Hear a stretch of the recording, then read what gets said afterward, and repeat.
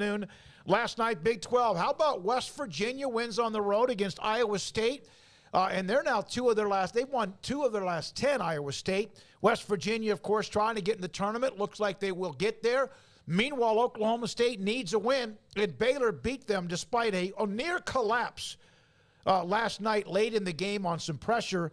But they got it done. Dale Bonner again comes up. So Baylor guards, guys. Keontae George goes down Saturday. Bonner steps up big. Langston Love did too in the second half. Then last night, Love's going to be a guy who's a part of the starting rotation. He gets poked in the eye, misses the rest of the game, and there's Dale Bonner again.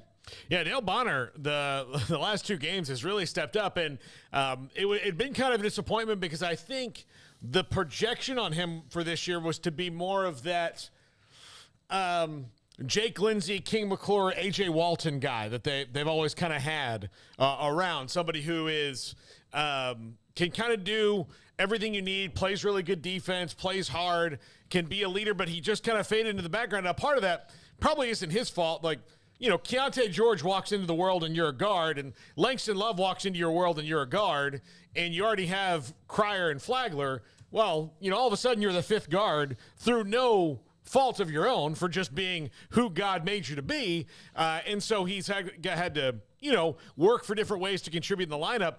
And offensively, it was always kind of a work in progress with him. But the last 2 games, he's come off the bench and really played key moments. At home against Texas on Saturday, not only did he make key buckets, he made key buckets that really rallied the crowd and killed Texas, you know, kind of any momentum they had in those moments. So made key free throws last night. Yeah, Dale Bonner, I don't know where they are, especially last night, without him coming off the bench. Yeah, I mean, they're probably not in the exact position they're in. They probably, you know, drop a game or 2, and I mean, thank goodness they have him. I mean, that's the quality depth shining through, and they've certainly needed that. I mean, you wonder, you know, how long Keontae George is going to be out, even though they called it a mild ankle sprain. You just never know with that type of deal. And then you mentioned Langston Love and his eye. I haven't seen any update on what exactly happened there, and you just never know. Like, if you get a scratch in your eye and it gets infected, and, you know, like, so it remains to be seen, you know, if he would potentially miss any other time outside of last night. Hopefully, knock on wood, that both those guys are okay in the short term, because the short term is the NCAA tournament, or first the Big 12 tournament coming right around the corner. I mean, they've got 1 game to go, and then it's on to the postseason. And, you know, to have the type of guard depth that they have has really been, you know, beneficial, and you saw that last night firsthand. So, yeah, great to see Dale Bonner stepping up. I mean, a guy who, you know, I don't know if I talked about this on the podcast earlier today, or it was maybe yesterday's show, but, you know, guys can go sit on that bench and kind of react different ways to not playing as much as they would like to be playing. And Dale Bonner probably wasn't playing as much as he would like to be playing, or you know, having carved out as much of a role as he would have liked. But, you know, you keep a positive attitude, and you know, keep your head down, and you keep grinding. And when your name's called, you make the most of it. And I think that Dale Bonner's done that, and that's been huge for them these last 2 games. It really has been. And by the way, good to have everybody already rolling on the chat room. I just tried to at least attach everybody's name that I saw early on that's been in the chat. So right now, Kansas, 12-4. Texas, 11-5. Texas has another day off. They're not day off, but they're practicing. They play at TCU, miles back, of course, for the Frogs. They're a physical team. Ought to be interesting there. Tonight, Texas Tech plays at KU. Obviously, if you're a Texas fan, you're rooting for Tech. How ironic is that? But you are, because you need Kansas to lose to get back into a tie if Texas can win. And then the game Saturday could set up the possibility of an all-out Big 12 championship in the regular season. Texas can still win tomorrow night, as can Kansas, and they can get a share if they win at home against the Jayhawks on Saturday. Tonight, Texas Tech at Kansas. And then, of course, last night, West Virginia and Baylor, as I mentioned, win on the road. Now, one of the things that I did see, that a lot of people were tweeting at us, hey, you guys got to get Dale Bonner on. The day after a game for athletes, it's an off day. But one of the things I said about the guards last night is this. Keontae goes down, Love and Bonner stepped up. Love goes down, Bonner steps up on both ends. They need to become much more efficient, though, in breaking pressure. Because last night, they were getting trapped in the corner. They were picking up their dribble when there was no pressure.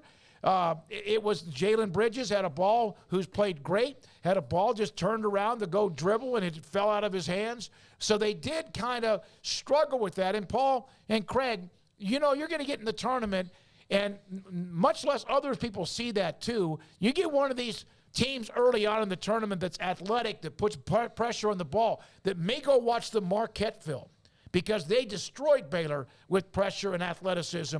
That is, it appears, to, maybe they just need a couple more practices, but that is an issue. No, they've had it a couple times. Like, they got to stop getting trapped in the corner. That happened to Flagler. I'm just blanking on the game, though. It happened to Flagler in a similar situation a few weeks ago, and the ball went out of bounds, and they had this review. And then last night, the same thing. And because they're not a team that has a tremendous amount of size, and then last night, down the stretch when they could have used some of that size in the last minute, Jalen Bridges and Flo Thamba had fouled out.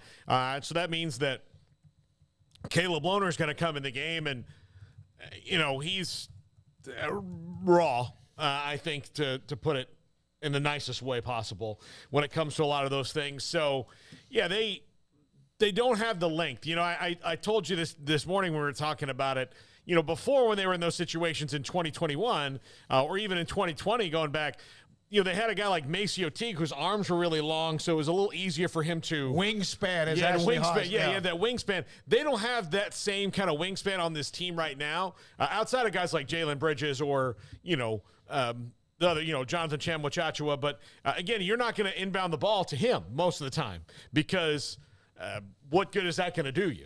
He's got to be down the floor. So all of that, they've got to figure that stuff out. But the good news for Baylor is that teams with big-time offenses and guards usually win in the tournament, because that's not what most people have. Now, could they run up against a bad matchup? But yeah, but so can anybody. That's what March is about. It's about when you wake up on Sunday morning and go to your little watch party, what teams are going to be not only you getting in, but what teams are you in the grab bag with?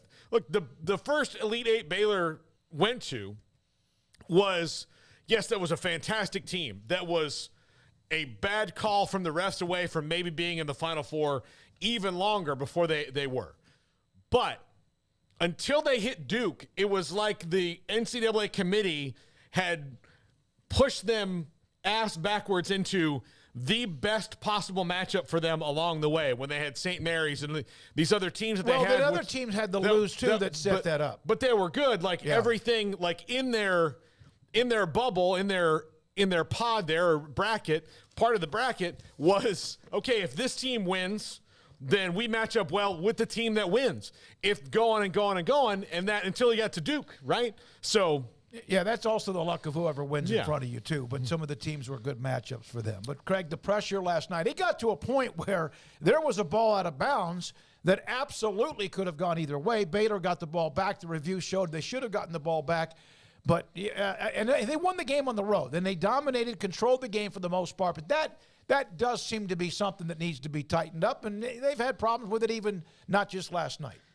Yeah, I don't know how they typically address games like that, whereas, you lose and you're probably pretty down and everybody's just kind of got that, well, we lost feeling, so it's just natural to probably be a little quieter and, maybe it's just a little silent on the bus type of thing, and then you go back to the drawing board. If you win, you celebrate it for, 24 hours or whatever the rule is. But a game like that where you won, but you came so close to just a abysmal loss. I mean, that went from feel-good, blowout, enjoy your night, win, to really truly wondering, is this going to be one of the worst losses they could possibly suffer at this moment? Because it wasn't like the lead got cut down to 12 or like the lead got cut down to 10 and they kept a barrier. It got down to where they just needed a couple plays to happen and they're tied and going to overtime or they're losing that game. I mean, from blowout city to absolute white knuckling the end of that basketball game. So, yeah, that was way too close for comfort. You can point to a few different things. You're right. The pressure they faced, they did not handle it well.